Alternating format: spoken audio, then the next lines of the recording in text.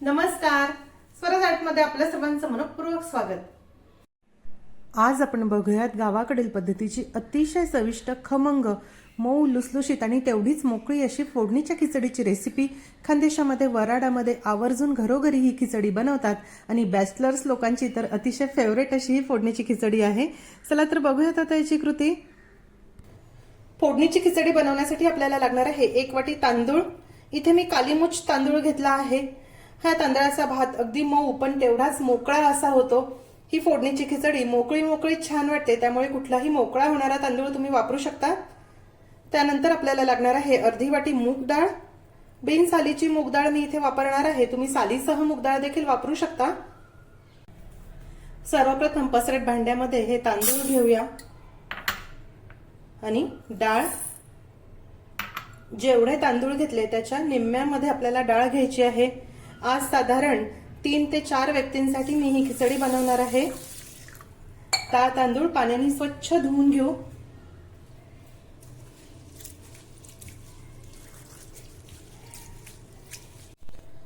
डाळ तांदूळ स्वच्छ धुवून झाले आणि यातील पाणी मी काढून घेतलं आहे। आता 5-10 मिनिटांसाठी हे बाजूला ठेवून देऊ आणि फोडणीची तयारी करूया।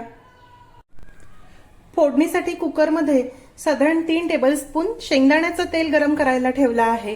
शेंगदाण्याच्या तेलामध्ये फोडणीची खिचडी अप्रतिम होते। तुम्ही नेहमी असेल तर शेंगदाण्याचंच तेल वापरा, नसेल तर तुम्ही नेहमीच्या वापरातील कुठलंही तुमचं तेल वापरू शकता। आणि बाजूच्या गॅसवर 3 वाट्या गरम पाणी ठेवलं आहे। 1.5 वाटी डाळ तांदूळ आहे तर त्याच्या दुप्पट म्हणजे 3 वाट्या पाणी ठेवलं आहे। हे तेल गरम झालं की यामध्ये जिरं मोहरी घालूया। 2 टेबलस्पून सुक्या खोबऱ्याचे काप घालू। 2 टेबलस्पून शेंगदाणे। ज्या पद्धतीने चिवड्यामध्ये आपण हे दाणे आणि खोबऱ्याचे काप घालतो तसेच आमच्याकडे फोडणीच्या खिचडीला हे काप घालण्याची पद्धत आहे। हे हलके तांबूस झाले।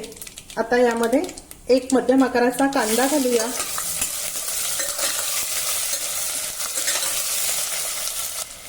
एक टेबलस्पून ठेचलेलं आलं लसूण घालूया।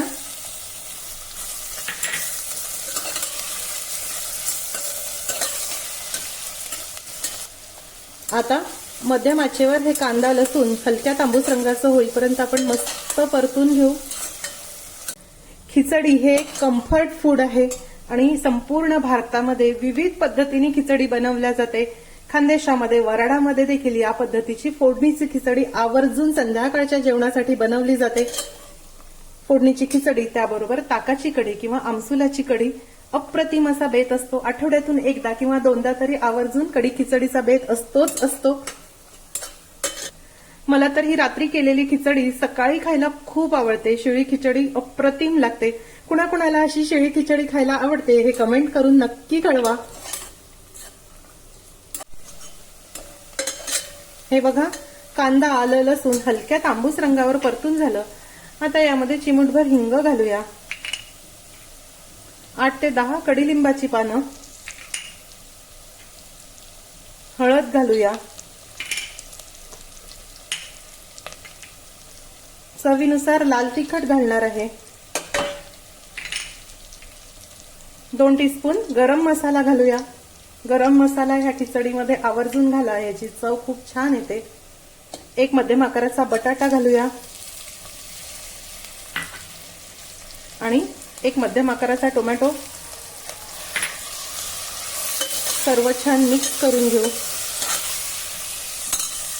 फार कुठल्याही भाज्या यामध्ये नसतात, कांदा टोमॅटो बटाटा एवढंच असतं आणि असले तर तुम्ही मटार घालू शकता। आता हे छान मिक्स झालं, यामध्ये धुवून निथळवलेले डाळ तांदूळ घालूया। आज मी इथे मुगाच्या डाळीची खिचडी केली। खानदेशामध्ये बरेच वेळा तुरीच्या डाळीची देखील ही फोडणीची खिचडी किंवा मसाला खिचडी बनवतात।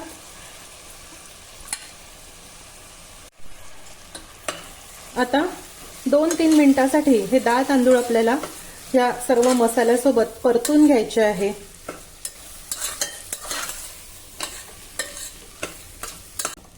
डाळ तांदूळ मी या मसाल्यासोबत 2-3 मिनिटांसाठी परतून घेतले। आता यामध्ये गरम केलेलं पाणी घालूया।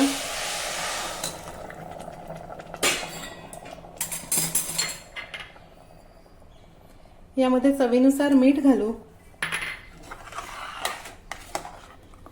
छान मिक्स करून घेऊ.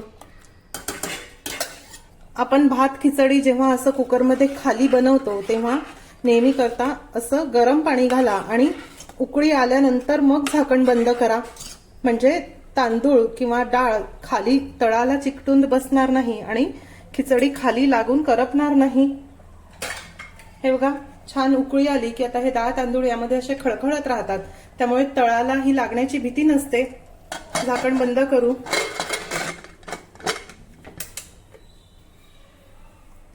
आणि मध्यम आचेवर आता ह्याच्या 3 शिट्या करून घेऊया.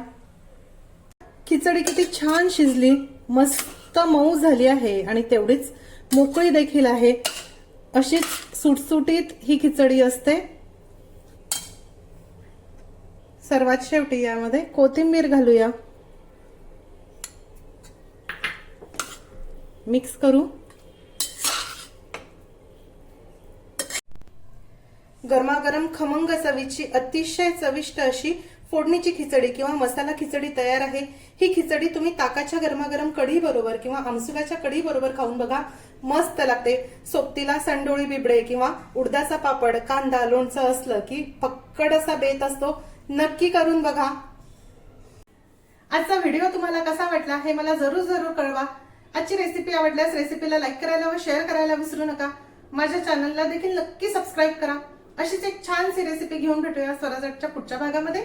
तोपर्यंत चवीने खा आणि निरोगी राहा.